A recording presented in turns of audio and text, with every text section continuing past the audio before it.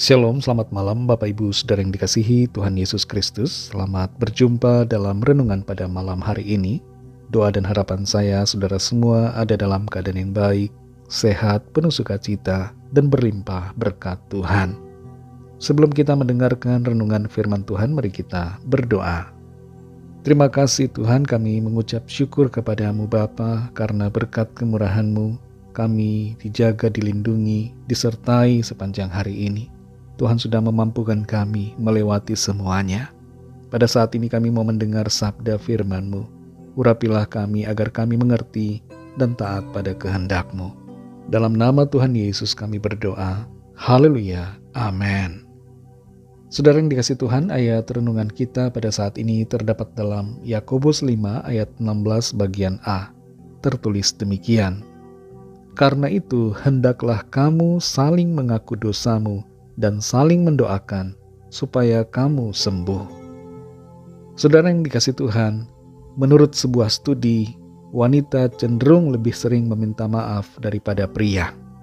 Hal ini berbeda dengan pandangan kebanyakan orang bahwa pria lebih sering meminta maaf karena wanita selalu benar. Namun demikian, memang ada wanita yang sulit meminta maaf, yang secara psikologi disebabkan karena wanita punya pandangan berbeda tentang hal yang perlu dimintai maaf. Selain juga karena persepsi bahwa perubahan perilaku diperlukan untuk permintaan maaf yang tulus. Sebagai ganti ucapan maaf, biasanya wanita yang merasa bersalah akan membuatkan teh atau kopi untuk suaminya atau memasak sesuatu yang sebenarnya itu adalah bentuk permintaan maafnya yang tidak diungkapkan secara lisan. Pria perlu mengerti sikap wanita dan meresponinya dengan sikap yang baik dan sabar. Lebih daripada itu, pria perlu memberikan teladan sikap mengakui kesalahan dan meminta maaf. Secara umum, kesulitan meminta maaf dapat terjadi baik pada pria dan juga wanita. Dan ini biasanya disebabkan karena merasa tidak bersalah, merasa gengsi untuk meminta maaf, atau menghindari tanggung jawab akibat dari kesalahan yang dilakukan. Firman Tuhan mengajar kita untuk meminta maaf. Bahkan bukan hanya maaf, tapi saling mengakui dosa dan saling mendoakan.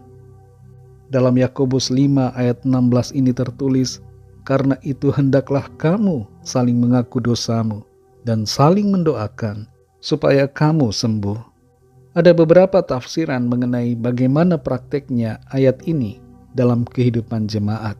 Dan ada juga pertanyaan, apakah kita masing-masing saat ini harus mengaku dosa di hadapan jemaat atau bagaimana?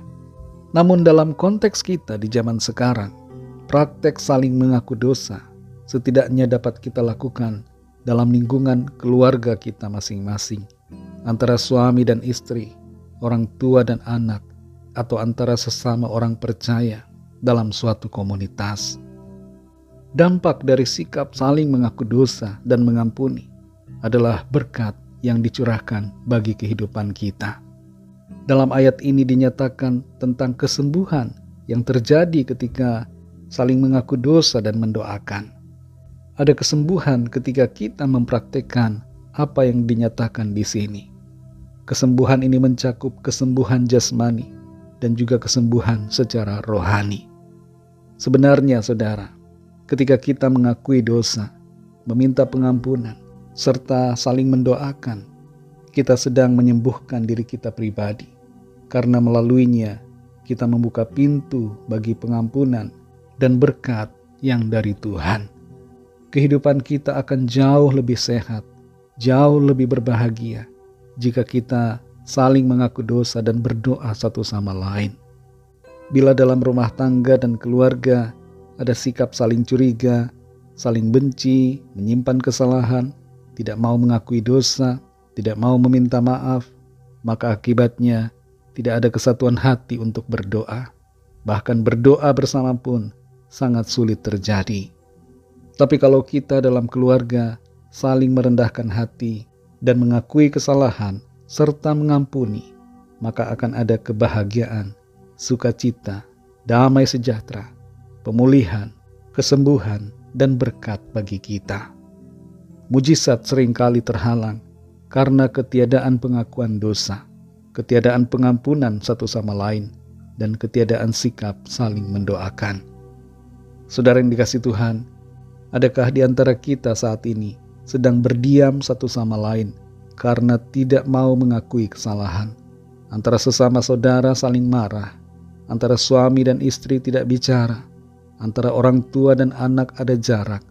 Mari saat ini kembalilah pulih dengan mengambil sikap yang benar, yaitu saling mengakui dosa, minta maaf, mengampuni, dan mendoakan. Kasih karunia Tuhan akan memampukan kita untuk melakukan firman-Nya. Mari kita berdoa. Terima kasih Tuhan, kami bersyukur ya Bapa oleh karena firman-Mu yang sudah kami dengar pada saat ini, yang mengajarkan kepada kami untuk kami memiliki sikap hati yang benar, merendahkan diri kami, mengakui dosa, saling mendoakan, sehingga kami mengalami kesembuhan, pemulihan, dan berkat Tuhan. Tolong kami Tuhan, kalau ada di antara kami yang saat ini masih sulit mengakui dosa, sulit mengakui kesalahan, sulit meminta maaf, biarlah Roh Kudus-Mu melembutkan hati kami, sehingga kami tidak gengsi, tidak merasa lebih benar, tapi merendahkan diri, merendahkan hati kami untuk mengakui kesalahan dan juga saling mendoakan. Terima kasih Tuhan untuk firman-Mu. Tolong kami Roh Kudus untuk kami semakin mengerti kehendak-Mu ya Tuhan dan hidup dalam kebenaran-Mu. Sepanjang malam ini kembali kami akan beristirahat. Kami mohon berkat-Mu, perlindungan-Mu atas setiap kami. Lingkupi kami dengan kasih dan kuasa-Mu. Berikan kami tidur yang nyenyak dan bangunkan kembali besok pagi dengan kekuatan yang baru. Kembali kami berdoa saat ini untuk setiap pergumulan, persoalan kami masing-masing, setiap permohonan doa, agar Tuhan melawat dan menyatakan kuasa mujizat-Mu bagi setiap kami. Kesembuhan terjadi, pemulihan terjadi, ada kelepasan, ada kemenangan, ada berkat Tuhan, mujizat pertolongan yang dinyatakan. Berkatilah ya Tuhan bangsa dan negara kami Indonesia. Berikan keamanan, kedamaian, dan kesejahteraan. Dan berkati juga semua bangsa di dunia ini. Berikan perdamaian. Lawatlah ya Tuhan, agar setiap orang dari segala bangsa percaya kepadamu dan terima anugerah keselamatan. Kami serahkan semua ke dalam tangan kasih-Mu. Dalam nama-Mu yang kudus, nama Tuhan Yesus Kristus, kami sudah berdoa dan mengucap syukur. Haleluya. Terimalah berkat Tuhan. Tuhan memberkati engkau dan melindungi engkau. Tuhan menyinari engkau dengan wajah-Nya dan memberikan kasih karunia.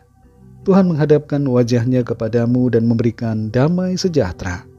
Berkat anugerah dari Bapa Surgawi, kasih karunia dari Tuhan Yesus Kristus, dalam persekutuan dengan Roh Kudus, menyertai kita semua, sekarang ini dan sampai selama-lamanya. Dalam berkat nama Tuhan Yesus Kristus, haleluya, amin. Puji Tuhan, saudara yang dikasihi Tuhan, saya percaya firman Tuhan menjadi berkat dan kekuatan buat saudara semua, dan Roh Kudus akan menolong saudara untuk lebih lagi memahami kebenaran firman Tuhan. Tuhan Yesus memberkati saudara semua. Sampai jumpa dalam renungan yang berikutnya. Haleluya.